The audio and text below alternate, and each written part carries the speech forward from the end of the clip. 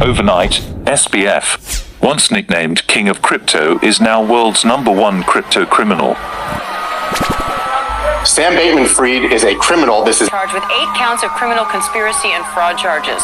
The criminal investigation. Could Binance CEO, a friend turned foe, have had a hand in the dramatic collapse of FTX? You are the instigator of FTX's collapse. Involved. He lied to his users. He lied to his investors.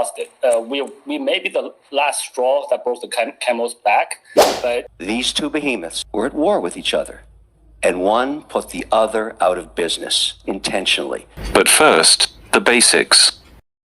During the launch of FTX in 2019, Binance was an early investor. Binance invested $500 million in FTX in exchange for 20% equity. World FTX, one of the largest crypto exchanges, is now... As FTX grew stronger and bigger, eventually becoming the second best exchange in the world, Binance saw it as its greatest rival. According to a former Binance employee who pleaded anonymity, FTX had grown rapidly and CZ now viewed it as a genuine competitor with global aspirations. That was the beginning of the end for Sam Bankman-Fried. May 2021, FTX applied for a license in Gibraltar for a subsidiary. As usual, it was required to submit information about its major shareholders. CZ refused to submit his documents. For 3 long months, FTX lawyers and advisors wrote to Binance at least 20 times asking for details on CZ. According to FTX lawyer, CZ wasn't engaging with us properly, and Binance is severely disrupting an important project for us. By July of that year, Bankman-Fried got tired of waiting. The handwriting was clear on the wall. He therefore decided to buy back CZ's stake in FTX for about $2 billion. That sum was paid to Binance, in part, in FTX's own coin, FTT. Meanwhile, trouble was brewing at Alameda Research, a crypto hedge fund company owned by Sam Bankman-Fried. As of June of 2022, Alameda Research owed $8 billion to creditors. These liabilities were occasioned from some bad trades, poor management coupled with macroeconomic conditions, which has led to the collapse of high-risk assets like stocks and cryptocurrency. In fact, in May and June, brutal market conditions wiped out crypto hedge fund Three Arrows Capital, which happened to owe billions of dollars to several major crypto lenders. The problem was Alameda's assets of $6.11 billion were in FTT tokens. Meanwhile, brutal market conditions had already wiped out Three Arrows Capital, Celsius, Luna and other crypto firms. If markets continued to tank and investors decide to sell more of their tokens, the value of FTT would plunge and Alameda would not be able to pay back its creditors. On the other hand, if Alameda creditors and investors realized that crypto was taking too much hit and demanded for their monies, Alameda would be in a mess.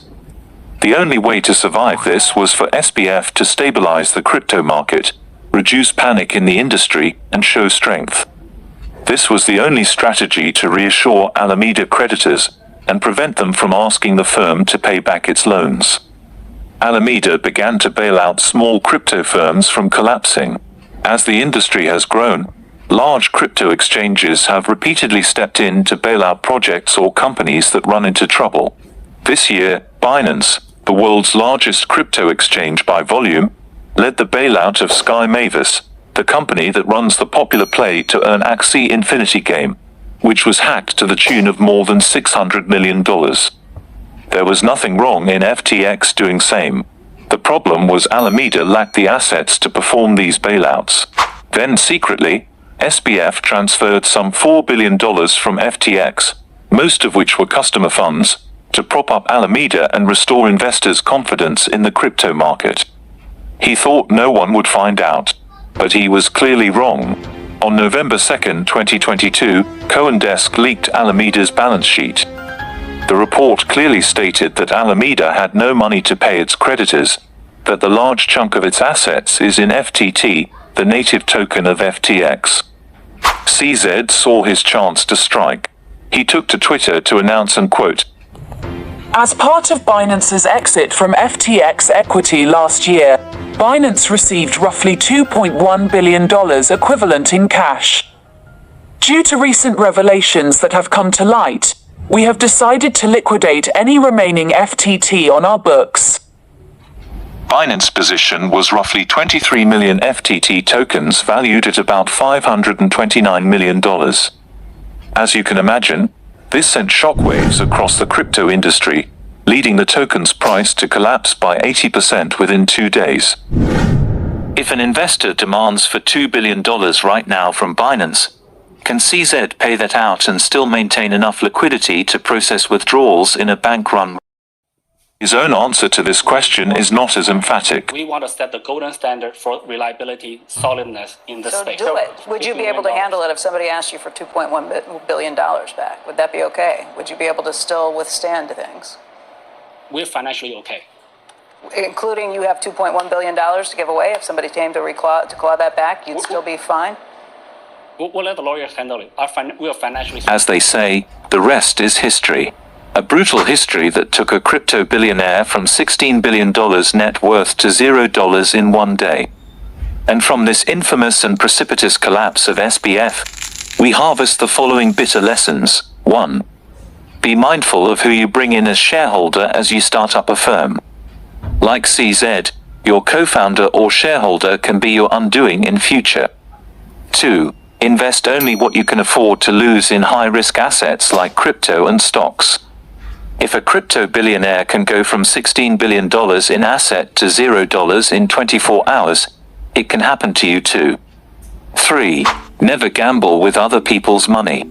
If SBF had not gambled with customers' funds, a single tweet from CZ would not have drowned FTX that fast. What lesson do you see in this story?